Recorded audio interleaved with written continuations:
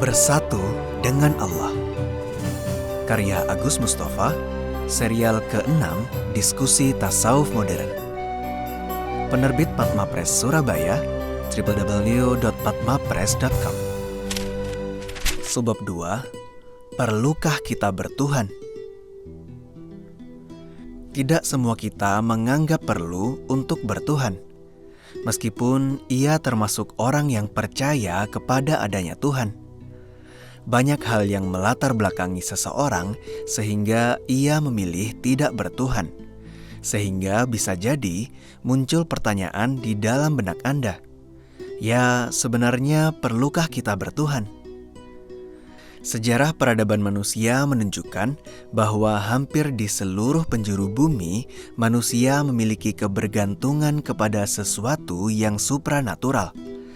Coba saja datang ke berbagai suku primitif di seluruh dunia, pasti mereka memiliki agama atau semacam agama yang mengajarkan adanya kekuatan-kekuatan supranatural di luar kuasa manusia. Itulah Tuhan mereka. Apapun bentuknya, ada yang bertuhan kepada nenek moyangnya, atau bertuhan kepada patung-patung, atau bertuhan kepada penghuni pohon, bertuhan kepada berbagai macam azimat, dan lain sebagainya. Dan sebenarnya bukan hanya pada kalangan primitif, masyarakat modern pun tidak ada yang tidak bertuhan. Meskipun sebagian mereka menyatakan bahwa mereka tidak percaya kepada adanya Tuhan alias ateis. Pada kenyataannya, mereka seringkali meminta bantuan dan bahkan bergantung kepada sesuatu yang dianggapnya jauh lebih kuat dari dirinya. Kenapa demikian? Karena setiap kita menyadari betapa manusia ini demikian lemah. Nah, ketika seseorang telah bergantung dan bersandar kepada sesuatu yang lebih kuat, itulah sebenarnya dia telah mengakui ada dan perlunya bertuhan, apapun namanya. Boleh jadi masyarakat modern menyebutnya sebagai faktor X, kekuatan supranatural, dewi keberuntungan, dan lain sebagainya.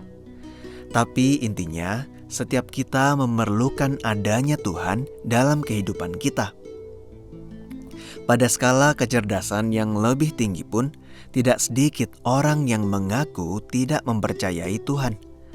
Katakanlah para ilmuwan, baik ilmu kealaman maupun ilmu-ilmu sosial atau filsafat sekalipun. Sebagiannya telah saya bahas dalam buku sebelum ini, Menyelam ke Samudra Jiwa dan Ruh. Mereka adalah orang-orang yang terlalu bertumpu pada kesadaran indrawi, atau sedikit lebih tinggi adalah kesadaran rasional. Orang-orang yang membangun kesadarannya hanya bertumpu pada keduanya, hanya akan memperoleh kesadaran yang bersifat materialistik alias lahiriah. Mereka tidak menyangka bahwa ada eksistensi yang bersifat batiniah, yang juga nyata. Tapi mereka tidak mampu menangkapnya. Yang tertangkap olehnya hanya sebagian saja dari sifat ketuhanan yang bersifat lahiriah. Dan mereka tidak menganggap itu sebagai Tuhan. Karena bagi mereka, Tuhan haruslah bersifat batiniah. Yang lebih jelek lagi, mereka malah menganggap Tuhan tidak perlu ada. Karena menurut mereka hukum alam ini sudah bisa berfungsi dengan sendirinya tanpa melibatkan eksistensi Tuhan. Padahal Tuhan meliputi segala-galanya, baik yang bersifat lahiriah maupun yang bersifat batiniah. Termasuk hukum alam yang mereka sebut-sebut berjalan dengan sendirinya itu sebenarnya adalah perwujudan dari sebagian sifat-sifat ketuhanan yang bisa kita observasi secara lahiriah. Sedangkan secara holistik, eksistensi ketuhanan itu meliputi yang lahir maupun yang batin. Hal ini akan kita bahas lebih jauh pada bab yang lain, ketika kita berusaha mengenal Allah, Tuhan paling sempurna yang disembah oleh manusia, khususnya orang-orang Muslim. Jadi setiap kita sebenarnya telah mengakui keberadaan Tuhan dan sekaligus membutuhkannya. Karena itu memang telah menjadi fitrah manusia. Hal itu telah Dia firmankan di dalam kitabnya, Al-Quran Al-Karim. Al-Quran Surat Al-A'raf, surat ke-7 ayat 172. Dan ingatlah ketika Tuhanmu mengeluarkan keturunan anak-anak Adam dari sulbi mereka, dan Allah mengambil kesaksian terhadap jiwa mereka seraya berfirman, "Bukankah aku ini Tuhanmu?" Mereka menjawab, "Betul, Engkau Tuhan kami. Kami menjadi saksi." Kami lakukan yang demikian itu agar di hari kiamat kamu tidak mengatakan, "Sesungguhnya kami, Bani Adam, adalah orang-orang yang lengah terhadap ini, keesaan Tuhan." Jadi jelas sekali bahwa setiap manusia memiliki naluri ketuhanan. Persoalannya adalah apakah mereka merasa membutuhkan kehadirannya ataukah tidak. Dalam hal interaksi dengan Tuhan ini, mereka terdiri dari beberapa kelompok, yaitu 1. Orang yang tidak mau melakukan interaksi dengan Tuhan karena merasa tidak butuh. Itulah orang-orang yang kafir alias ingkar. Mengakui keberadaannya tetapi tidak mau menjadikan sebagai Tuhannya. Begitulah sifat yang ditunjukkan oleh iblis dalam kisah penciptaan manusia pertama, Adam dan Hawa. 2. Orang yang malas berinteraksi dengannya. Mereka anggap bahwa bertuhan merepotkan saja. Mereka tidak paham tentang konsep ketuhanan dan perlunya bertuhan dalam kehidupannya. Itulah orang-orang yang di dalam istilah Quran disebut sebagai orang yang lalai dan bodoh.